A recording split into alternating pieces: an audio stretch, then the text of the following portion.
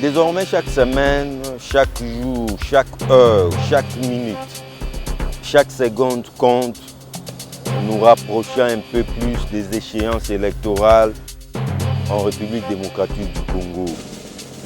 Indiscutablement, l'heure est au bilan, l'heure est à l'évaluation du processus électoral au pays de Félix Tshisekedi Tshilombo.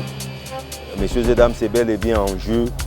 Tout le plaisir est donc pour moi de vous savoir des milliers comme toujours, fidèles à ces rendez-vous. Bienvenue. Vous l'avez deviné, fidèle à nos rituels, place à présent à Etche Homo. C'est la découverte de l'invité du jour.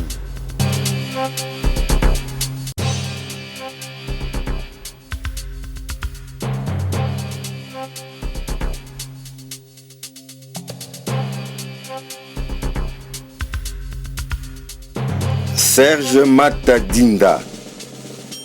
Serge Mata est un juriste de l'université de Kinshasa, avocat au barreau de Kinshasa-Gombe.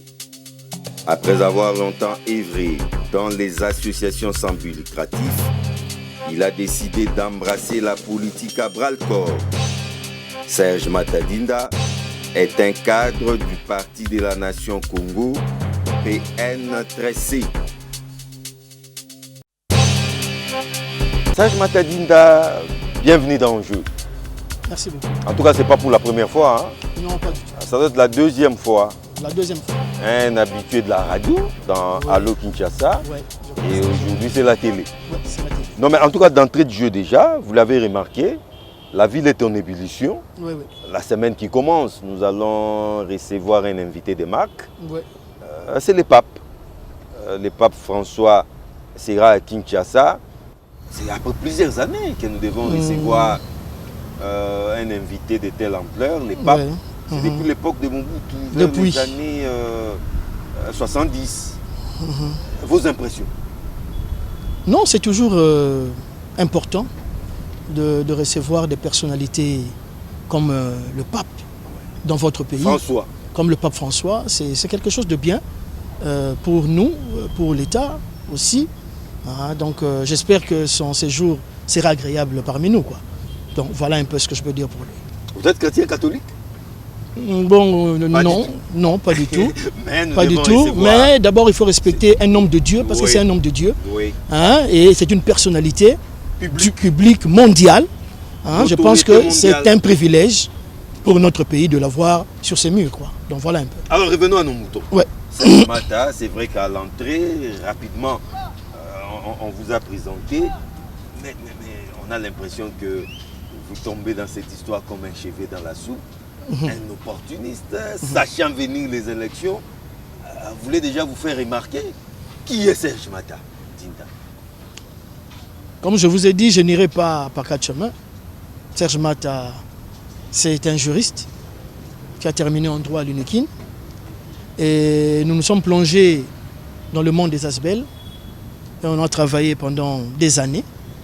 Mais maintenant, nous avons compris que nous devons nous muter en politique. Et c'est pourquoi nous nous sommes engagés dans le Parti de la Nation Congo, PN-C, qui est dirigé par Maître le Divin Mangembo. Nous sommes là comme cadre et nous travaillons ensemble pour faire avancer les choses. Donc voilà un peu. Maître Serge Mata Dinda, 24 janvier 2019, je vois encore les images passer devant moi. Un jour plein d'émotions, beaucoup de passion, inoubliable dans les annales de l'histoire politique de la République démocratique du Congo, une alternance pacifique. Juste. Après plusieurs années, Maître Serge Mata Dinda, 4 ans après, qu'est-ce que vous pouvez encore dire? Que gardez-vous de cette inoubliable journée? L'alternance politique. C'était une première dans notre pays. Et ça, il faut le saluer. Ce sont des choses qui ne se font pas tous les jours. C'est la première fois que c'est arrivé qu'un chef d'État cède la place à un autre chef d'État qui venait d'arriver. C'était quelque chose de bien et qu'il faut encourager dans notre pays. Bien que bon, j'ai toujours dit, j'accorde un sursis au jugement parce que seulement c'est la première fois que nous avons connu cette alternance. Vous voyez, entre les hommes, il y a toujours des problèmes, il y a toujours des différences. C'est ça qui fait qu'aujourd'hui, il y a des distances par rapport aux deux camps qui se sont réunis pour cette alternance-là. Mais ce que nous pouvons dire, moi je salue. Et je pense que pour les générations futures, ce sont des exemples à suivre pour le faire pacifiquement. Merci beaucoup. Oui, ça c'est vrai. Au-delà de ce que moi je qualifie de charge émotionnelle que regorge cette journée. Mais 4 ans après, l'alternance politique, c'est vrai. Ouais. Mais l'heure est aussi au bilan parce que cette journée était porteuse d'espoir. Au-delà de cette alternance politique, 4 ans après, comment va le Congo sous le règne de Félix Tshisekedi Tshilombo? Bon, je pense que le Congo va mieux. Hein? Je pense que le Congo va mieux. Qu'il y a 4 ans. Sur le plan politique, le Congo déjà va mieux. Sur le plan diplomatique, le Congo va mieux. Vous voyez? Il y a des choses, effectivement, il y a des choses à faire. Il y a des choses, par exemple, sur le social, il y a des choses qu'il faut aussi arranger pour que les choses évoluent. C'est vrai. Mais pour dire le bilan par rapport aux 4 ans, je pense que le bilan est positif. Je pense que le pouvoir en place a quand même fait des choses intéressantes. Vous imaginez, même sur le plan politique, vous avez vu que tous ceux qui étaient des réfugiés politiques, ils sont rentrés au pays, n'est-ce pas? Ils sont rentrés au pays. Les prisons ont été assez vidées des hommes politiques, à l'arrivée déjà du chef de l'État. Il y a des gens qui étaient personnes non grates dans ce pays, mais qui sont arrivés. Pourquoi? Parce qu'il y avait une ouverture politique. Ils sont sortis pour être remplacés par d'autres. Non, je vous... L'histoire de Jean-Marc Abound, ça, ce sont des choses internes à l'UDPS. Voilà, ils sont sortis pour être remplacés par d'autres. On ne juge pas une chose qu'on voit de loin, n'est-ce pas? On n'est pas à l'intérieur pour comprendre les vraies réalités de ce qui s'est passé. Mais moi, je parle plutôt sur les 4 ans de l'alternance et j'ai vu des choses qui m'ont intéressé. C'est pourquoi je le relève. Vous voyez, il y a ça, il y a la diplomatie congolaise. Nous sommes réouverts pratiquement sur la scène mondiale. Aujourd'hui, au moins, on peut voir la RDC sur tous les plateaux, sur toutes les conférences. Hein? Essayer de comprendre aussi, être dans cette chaîne-là de connaissances et de partager pour le renforcement des capacités.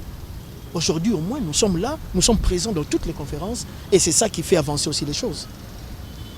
C'est vrai, mais j'aimerais qu'on s'y attarde un peu sur l'aspect de la justice, surtout que vous êtes maître avocat, juriste de surcroît. Yes.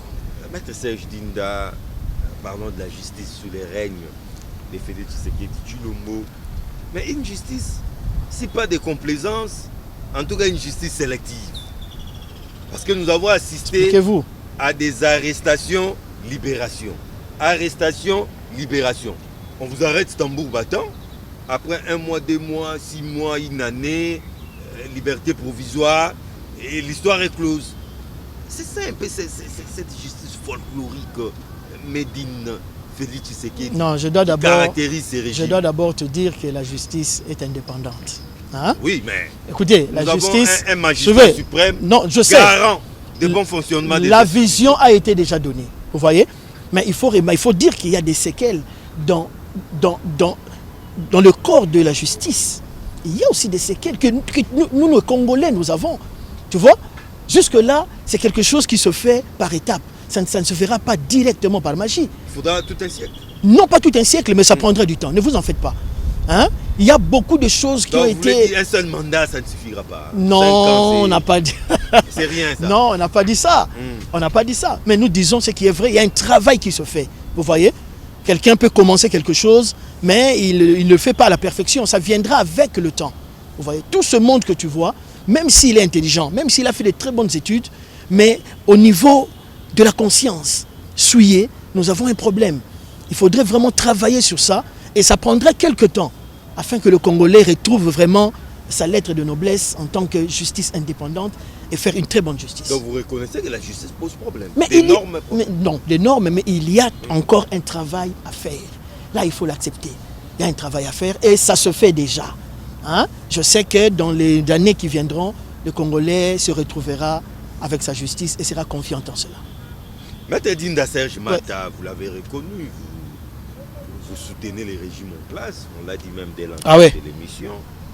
Mais 4 ans après, si on vous dit régime de Tshisekedi égale détournement, régime de Tshisekedi égale gabégie, régime de Tshisekedi égale enrichissement insolent. Ouais. Régime de Tshisekedi égale jouissance. Qu'allez-vous répondre? Je dis que dès l'arrivée du pouvoir de Tshisekedi, il y avait déjà des balais rouges sur lui. Balais rouges, c'est-à-dire? Il y avait déjà des réponses, des critiques, alors qu'il n'avait encore rien fait. Vous voyez? Non, mais les gens, non, suivez-moi. Moi, je vous parle des 4 ans. Celui qui n'était jamais, mais ne t'aimera jamais.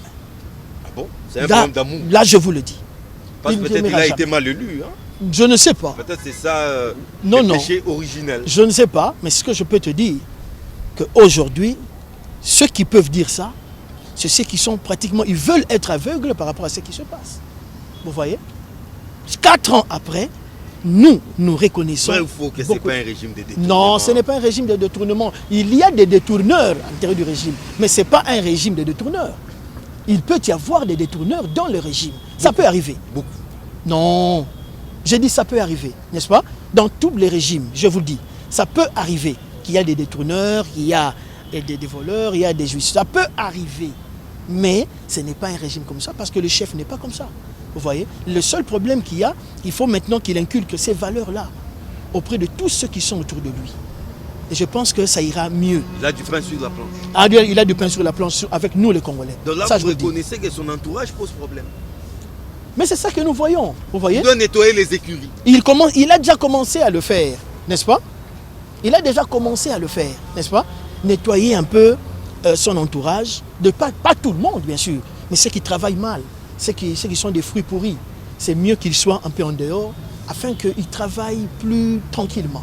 Donc voilà un peu, parce que ça salit son image, vous voyez? Aujourd'hui, ce n'est pas Mobutu qui a tout fait, n'est-ce pas? Ce n'est pas Mobutu qui a pris de l'argent même dans des banques. Ce n'est pas Mobutu. Il n'a pas tout fait. Mais aujourd'hui, tout le malheur retombe sur lui. Nous connaissons ses refrains et des collaborateurs. Mais oui, mais c'est vrai. Il n'y a pas de mauvaises troupes, hein? Il n'y a que de mauvais chiens. Ne vous en faites pas. Ne vous en faites pas. Quand tu choisis quelqu'un, tu n'as pas en tête qu'il peut te faire du mal. Pas du tout. Mais il faut bien faire son casting. Ne t'en fais pas. Tu fais faire très bien le casting. Jésus a bien choisi Judas, mais c'est lui qui l'a trahi. Donc ne vous en faites pas. Hein? Donc dans ces histoires, tu ne peux pas tout connaître de quelqu'un. Tu peux prendre une personne, tu sais que c'est une personne fiable, c'est une personne intellectuelle qui a bien étudié, mais quand il est devant l'argent, la personne change. Tu vois? La personne entre dans d'autres affaires. Et là, ça complique même ton image au niveau international, parce que les autres diront que bon, le chef, il a laissé aller, le chef a ceci. C'est ça. C'est pourquoi moi, je demande vraiment au chef, à ce niveau-là, d'être inflexible. Vous voyez? D'être inflexible, de travailler vraiment sur ça, même pas seul son entourage, même le gouvernement, partout. N'est-ce pas? Il doit être vraiment flexible et tu verras que les choses reviendront à la normale. Alors, une transition entre les 4 ans et le processus électoral, ouais. C'est déjà la fin du mandat. Hein? L'année 2023, ce sont les élections. Oui. Quel est ce discours-là? Parce que vous soutenez Félix Tshisekedi. Et quel est ce discours clé que Félix Tshisekedi doit tenir devant les Congolais pour que ces derniers lui fassent encore confiance pour 5 ans? Je pense qu'il y a une alchimie entre un chef et son peuple. C'est-à-dire que quand un peuple ne t'apprécie pas, tu peux bien faire des choses. Mais si le peuple ne t'apprécie pas, même si tu chercheras à t'imposer, mais on ne t'aime pas naturellement. Tu vois, la chance qu'a Félix Tshisekedi, c'est-à-dire même aujourd'hui, je ne veux pas être dur avec nos leaders opposants, n'est-ce pas? Mais je dois vous dire qu'en 2023, il sera difficile que Tshisekedi ait un challenger. Comment ça? Ça, je vous le dis. Avec quel bilan? Non, écoutez-moi, oui. Je vais vous dire ceci. Vous voyez, c'est le peuple qui juge, n'est-ce pas? C'est le peuple qui juge l'action des politiciens. Vous voyez, Tshisekedi a fait ce qu'il a fait. Mais je vous dis une chose, que pour qu'un challenger vienne et dise, moi je dis que moi je prendrai la place de Félix en 2023, je vous dis que ça ne sera pas évident. Vous avez déjà planifié la fraude? Pas du tout, au contraire, pas du tout. Ne vous en faites pas. On planifie la fraude comment? N'est-ce pas? Nous avons travaillé et le peuple l'a vu. Vous voyez, on peut tout dire à la télé, tu vois? Mais le peuple qui nous suit, eux, ils savent que ici, Félix n'a pas encore pu faire quelque chose. Ici, Félix a bien travaillé. Et c'est ça qui va déterminer sa réélection.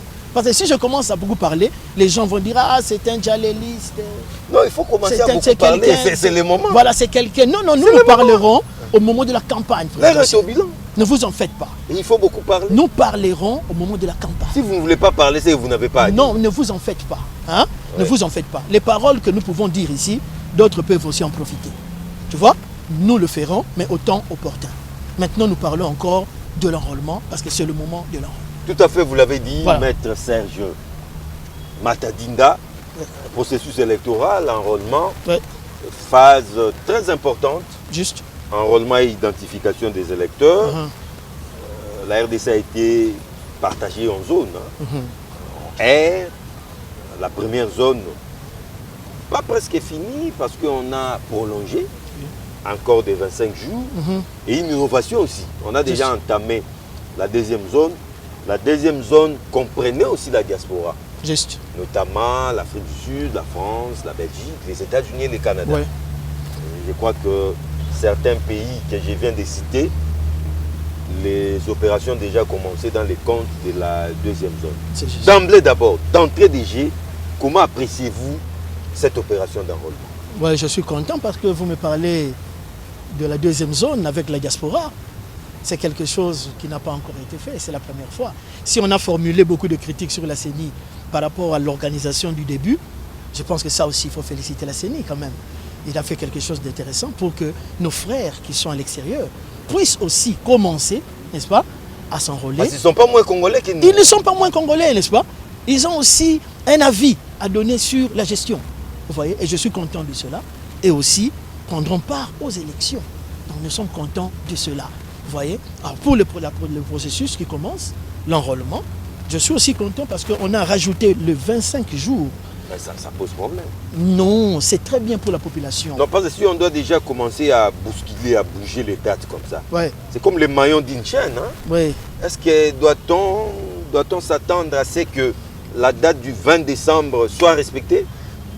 Mais ça sera... Non, non, ne vous en faites pas. Les dates bougent déjà. Ne vous en faites pas, c'est par rapport à l'organisation interne de la CENI. Ça ne nous intéresse pas. Ce qui est très important, de rajouter ces 25 jours parce qu'il y avait la population qui était hésitante. Vous voyez? Parce que la population était hésitante. Non, suis-moi d'abord. La population écoutait les mots d'ordre du PPRD. Attention, oui. S'ils écoutaient ce mot d'ordre-là, j'aimerais leur dire aujourd'hui qu'ils n'écoutent pas ça. Vous voyez? Parce que ce n'est pas la première fois que beaucoup de gens n'ont pas eu de carte électeur.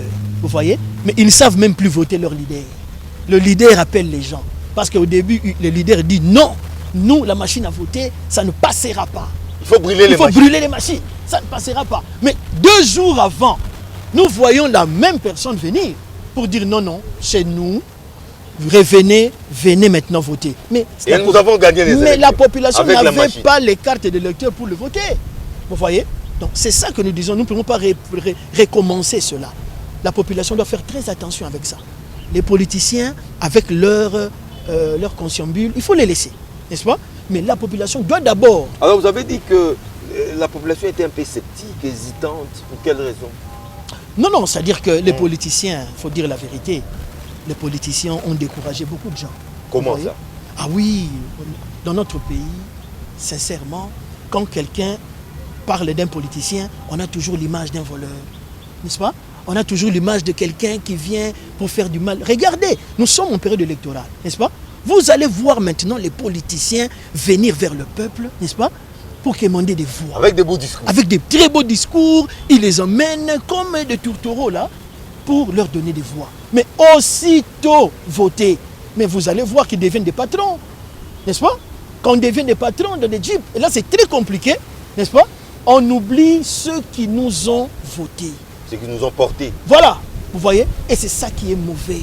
C'est pourquoi il y a plusieurs qui ne veulent plus même aller s'enrôler. Ils ne veulent plus ça, ils sont hésitants. Donc ils n'ont plus foi. Ils n'ont plus foi aux politiciens. Vous voyez? Ils n'ont plus foi. Or maintenant, c'est pourquoi je viens ici, pour demander solennellement à toute la population de ne pas suivre cela. N'est-ce pas? Je les encourage. Venez supplier la population. Je les supplie, carrément. C'est un devoir civique. Prêt à vous agenouiller. Allez, non pas du tout. Ah, ok. Mais au moins, les supplier d'aller se faire enrôler. Vous voyez? C'est d'abord une carte d'identité parce qu'on n'a pas encore une carte C'est d'identité ça aussi le nationale. problème. Vous voyez? Et Beaucoup ensuite, s'enrôlent parce que voilà. ça nous sert. Et ensuite, ça va te C'est pas permettre, pour les élections. ça va te permettre de voter ton leader. Tu vois? Et ça sera mieux pour tout le monde. Sinon, 2 mois avant, tu n'as pas de carte, mais ton leader te demande de le voter, tu n'auras pas la carte pour le faire. Et ça sera malheureux.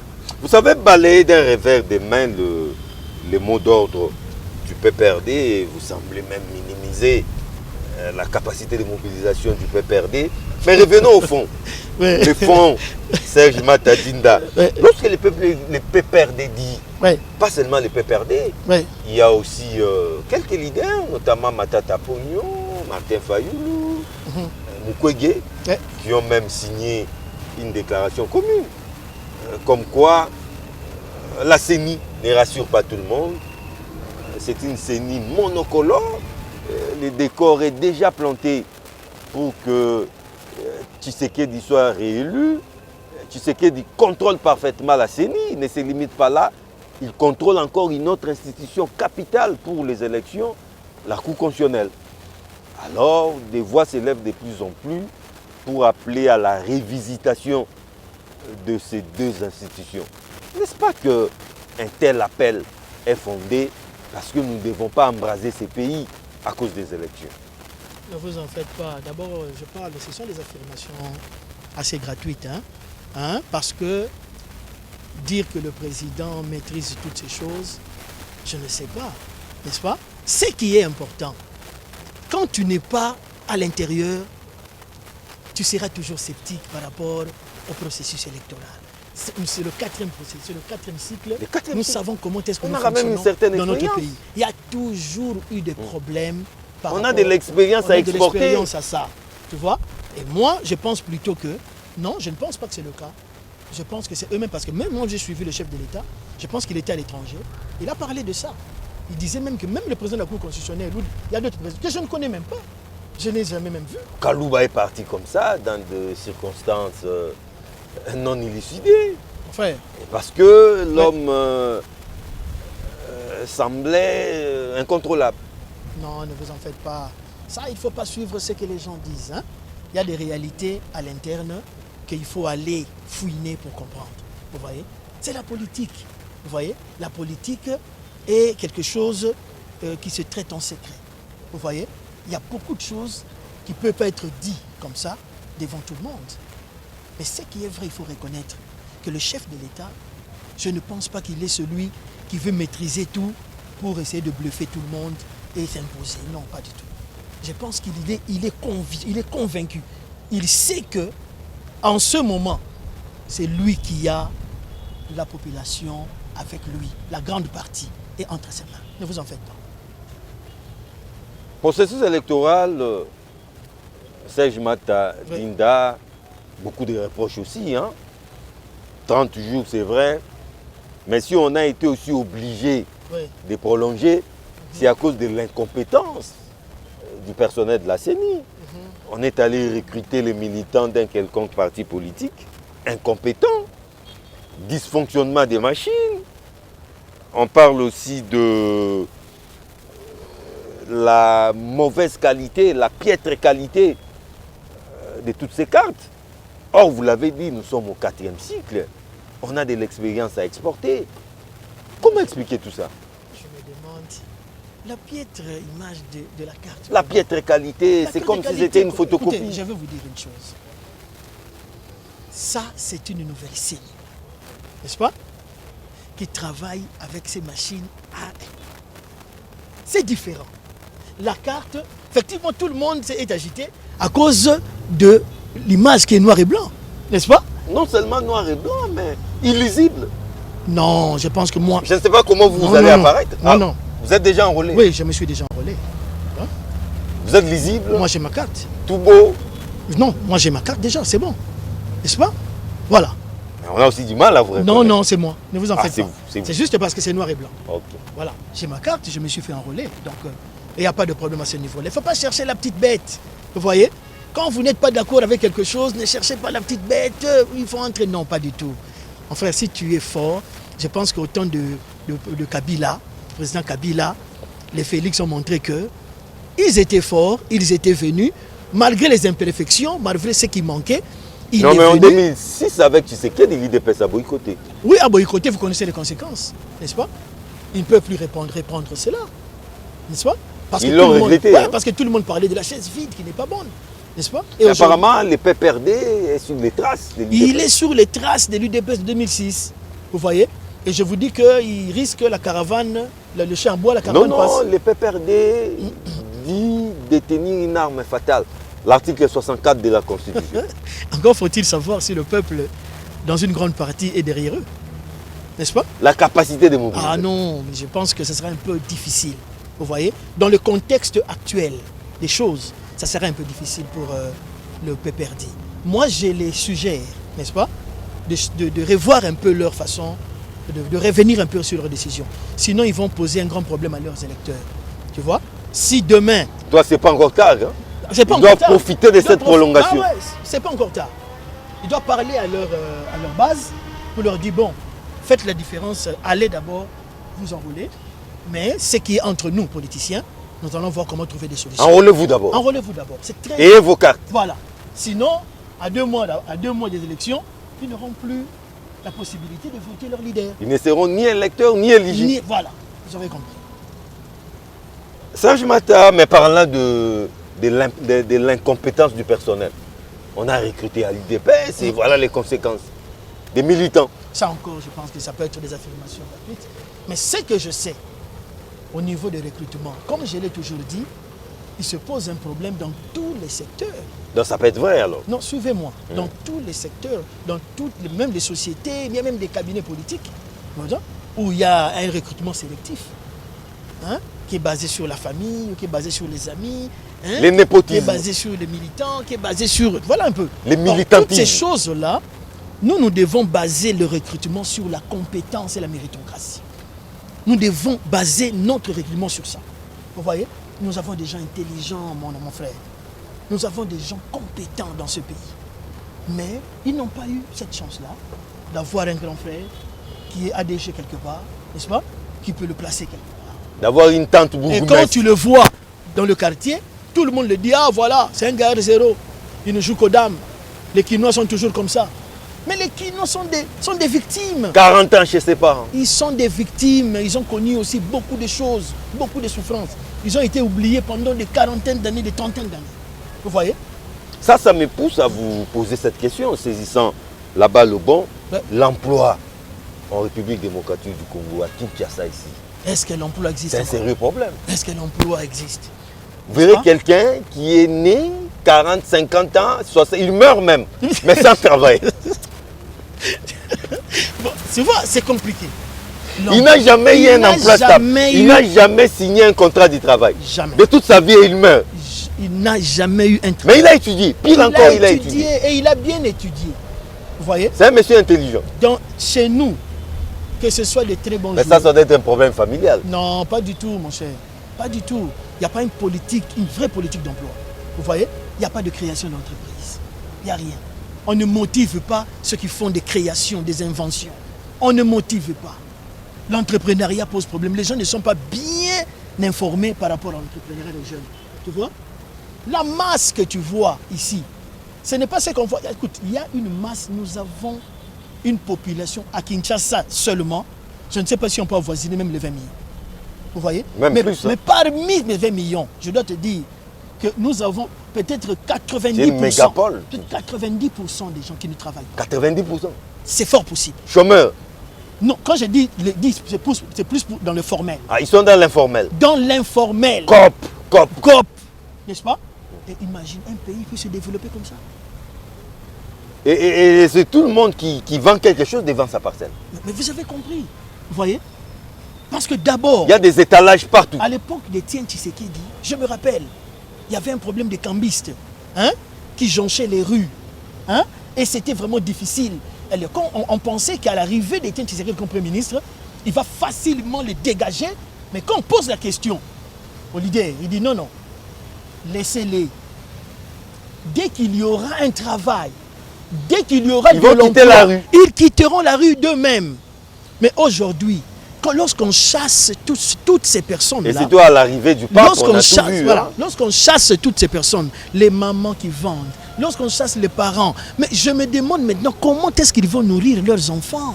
Vous voyez? Ça, c'est très compliqué. C'est vrai que quand ils jonchent les rues là, c'est pas bon. Parce que tu as vu ce qui s'est passé même à Cité Mobutu, hein, avec le câble électrique. Ce n'est pas bon. Nous n'encourageons pas ça. Mais ce qui est important, quand on donne de l'emploi, n'est-ce pas? Vous allez voir que toutes ces personnes-là ne seront plus dans les rues, n'est-ce pas? Ils chercheront à travailler et vous verrez que les choses vont évoluer mieux. Donc c'est ça, pour l'emploi, c'est au rouge. Vous voyez? C'est au rouge. Le chef de l'État doit vraiment... Mais que faire maintenant, Serge Mata? Mais c'est ça que j'ai dit. Ça, c'est un constat éternel. Ouais. Ce n'est pas aujourd'hui que cette situation date. Mais que faire maintenant pour sortir de ces cercles vicieux? Ah ouais, là, il faut encourager l'entrepreneuriat. Effectivement, il faut encourager l'entrepreneuriat des jeunes, n'est-ce pas? Et puis, quand on parle des jeunes... Mais est-ce que la RDC est une terre, est un sol propice à l'entrepreneuriat? Oh oui, quand même, nous devons le faire. Mais nous sommes vraiment accessibles à ça. Mais notre problème, c'est quoi? Vous voyez? Je vous dis que quand on parle des jeunes, moi, je me dis qu'un jeune, c'est celui qui est encore sous la responsabilité totale de ses parents. On parle de 7 à 77 ans. Non. Un jeune, c'est ça, pour moi. Vous voyez? Il ne sait pas encore... Mais vous pouvez avoir 40 ans, vous êtes sous la responsabilité de vos parents. Mais c'est ça que on les voit ici à Kinshasa. Mais c'est ça que là, vous êtes toujours jeune. Pour moi... À 40 ans. Pour moi, tu es encore jeune. Vous voyez? Nous avons besoin maintenant de changer les choses. N'est-ce pas? Que toutes ces personnes que tu vois, ceux qui ont étudié, n'est-ce pas? On doit faciliter, on doit créer des entreprises pour que ces gens commencent à travailler. Ne limitez pas l'âge pour travailler. Hein? Quand tu vas, il y a des exigences, des conditions, à moins de 35 ans. Après 35 ans, tu ne peux pas travailler. Mais dites-moi, ceux qui ont plus de 35 ans, comment ils vont faire? Ils sont des parents. Des fois, ils sont en train de faire ce qu'ils n'ont pas étudié. Mais ils nourrissent les enfants. Mais quand ils cherchent du travail pour être correct, honnête, un honnête citoyen, il n'y a pas de travail pour eux. Mais qu'est-ce qu'ils vont faire maintenant? Ouais. Donc nous devons vraiment parler de ce problème d'emploi. Parce qu'un homme ne peut pas vivre sans travailler. Vous voyez? Il faut que le gouvernement encadre et que les jeunes aussi aient des initiatives. Vous voyez? Laissez un peu d'abord beaucoup de distractions avec les TikTok, les Facebook, toutes ces histoires qui sont en train de déranger. N'est-ce pas? Ça distrait les gens. On est entré dans des futilités. Ce qui est important, il faudrait vraiment travailler, approcher les jeunes, comprendre ce qu'ils sont en train de faire. Donc voilà. C'est ça que je veux vous dire pour l'emploi. Alors Serge Mata, on ne peut pas terminer cette émission sans parler de l'Est de la République démocratique du Congo. Ça fait maintenant plusieurs décennies qu'apparemment la situation ne bouge pas vraiment. Depuis que Félix Tshisekedi est là, qu'est-ce qui a changé? Pensez-vous que les lignes ont bougé? Parlant de la situation sécuritaire à l'Est. Je pense que c'est seulement la mauvaise foi de nos voisins. Hein? Je pense que quand le chef de l'État est arrivé au pouvoir, il a entamé une politique d'ouverture avec tous les pays limitrophes. N'est-ce pas? Il voulait créer un système d'échange commercial, gagnant-gagnant, hein? Où tout le monde pourrait se retrouver. Mais malheureusement, les choses n'ont pas tourné à son avantage à cause de la mauvaise foi de certains dirigeants africains. Vous voyez? Vous voyez par exemple le problème de Rwanda, n'est-ce pas? Ça, c'est un problème. Le chef de l'État a tout fait pour trouver des solutions par rapport à cette affaire. Mais il s'entête, tu vois? Et aujourd'hui, je pense que la diplomatie du chef de l'État commence à porter des fruits, n'est-ce pas? Petit à petit, on commence à reconnaître les erreurs du Rwanda et il commence aussi à être sanctionné. Mais il faut encore faire davantage. Comme je l'ai toujours dit, il faut faire davantage. Moi, je ne soutiens pas la guerre à 100%. Tu vois? Je ne soutiens pas la guerre à 100%. La guerre n'a jamais résolu de vrais conflits. Vous voyez, ça laisse toujours des séquelles entre nous. Nous sommes... Et la guerre, on sait quand elle commence, quand elle termine, on ne sait pas. Vous voyez? Poutine en sait quelque chose. Hein. Depuis qu'il a attaqué l'Ukraine, bientôt une année. Que l'Ukraine est un petit. Ça sera une guerre éclair. Mais aujourd'hui, c'est une guerre longue et populaire. Une année. Vous voyez? Donc moi, je ne soutiens pas trop cette affaire de guerre. Mais ce que je soutiens, c'est que l'image du Congolais doit être restaurée dans le monde. Tu vois? Le Congolais n'est pas respecté, même pas seulement par les Rwandais, mais partout en Afrique, même en Europe. Partout, le Congolais n'est pas respecté. On donne toujours l'impression d'être des gens qui ne sont pas réglo. On nous qualifie toujours de gens malhonnêtes, moins sérieux. Les gens qui aiment la musique seulement, et les gens qui sont dans la distraction. On nous prend toujours d'une autre façon. Or ça, n'importe qui peut dire n'importe quoi sur vous. Vous voyez? Or c'est important que l'image soit restaurée du Congolais. Que le Congolais ait envie de rester chez lui. N'est-ce pas? Qu'on crée les conditions pour que le Congolais soit bien chez lui. Et vous allez voir. Imaginez-vous même au niveau des ambassades. Lorsqu'on voit un taux élevé de demandes de visa, on ne peut pas vous respecter. Vous voyez? Mais regarde même quand il y a des divis, des loteries. Regardez comment les gens se faufilent, les gens se bousculent. Même ceux qui travaillent. Hein? Même ceux qui travaillent, ils peuvent laisser même la banque où il est directeur pour aller à l'étranger. Cadre à l'OCC. Vous imaginez ça? Il disparaît. Les gens ont perdu le goût d'être congolais et d'habiter et de résider. C'est ça qu'il faut faire revenir dans le Congolais. Il faut faire revenir cela, ce sentiment d'amour. Ce sentiment d'amour doit revenir et vous allez voir. Parce que nous, Congolais, nous sommes nombreux à l'étranger. N'est-ce pas? Je pense qu'à l'époque, les Blancs étaient venus avec les Diego Cao, les Livingstone, et aussi sont venus explorer ici au Congo. Mais aujourd'hui, nous avons l'avantage d'avoir aussi des Congolais qui sont nés et ils ont grandi là-bas à l'étranger. Ils peuvent aussi nous être très utiles par rapport au développement de ce pays. Mais seulement, il faut créer un cadre pour les rassurer et les ramener ici pour qu'eux aussi contribuent au développement de notre pays. Merci. Maître Serge Mata Dinda, en 60 secondes, qu'est-ce que vous pouvez dire aux Congolais qui nous suivent en ce moment? Ça sera votre mot de la fin. Allons nous tous nous enrôler, et j'ai bien dit massivement. Et ce que je peux prôner, comme je l'ai dit, j'aime prôner l'unité et l'amour. Parce que je pense que dans notre pays, regardez bien, on n'est pas d'accord sur presque tous les points. Lorsqu'il y a guerre à l'Est, nous ne sommes pas d'accord. Chacun parle à sa façon. Chacun a peur de l'autre. Vous voyez? Et c'est ça qui pose des problèmes pour notre pays. Il n'y a pas une parole commune de tout le monde sur un sujet. Tout le monde veut être leader. Tout le monde veut faire comme l'autre. Or, chacun a un don, chacun a un talent. Tu ne peux pas envier ce que l'autre fait. Si aujourd'hui, ton ami est devenu ce qu'il est, aujourd'hui, tu dois le soutenir. Parce que peut-être demain, ça sera aussi ton tour. Vous voyez? Tout le monde qui se retrouve dans notre pays, nous avons besoin de cet amour et l'unité. Vous allez voir que lorsqu'on ferme ce pays par l'unité, n'est-ce pas? C'est comme une ceinture. Personne ne pourra y accéder. Personne ne pourra parler à X pour aller trahir l'autre et détruire ce pays. Vous voyez? Nous avons besoin de cela dans notre pays, l'amour et l'unité. En tout cas, nous sommes dans une année électorale. Va voter celui que tu as choisi dans la paix. Que personne ne vienne te dire que non, vote celui-ci. Non, cette personne doit te convaincre. Il doit te convaincre d'abord. Tu votes en âme et conscience cette personne-là. Et ça sera bien parce qu'on ne donne pas 5 ans de ta vie à n'importe qui. Vous voyez? 5 ans, c'est beaucoup. Il faut avoir un représentant que toi, tu as choisi. Comme ça, toi-même, tu vas te dire, s'il n'a pas bien travaillé, tu te dis non, non, non. Moi-même aussi, j'ai donné ma voix en âme et conscience. Vous voyez, c'est très important. Ne prenez pas l'argent pour prendre, ne prenez pas de polo pour prendre, ne buvez pas seulement pour boire, mais seulement avant de voter, réfléchis sur la personne que tu choisis. C'est lui qui va te représenter dans les 5 ans à venir. Merci beaucoup.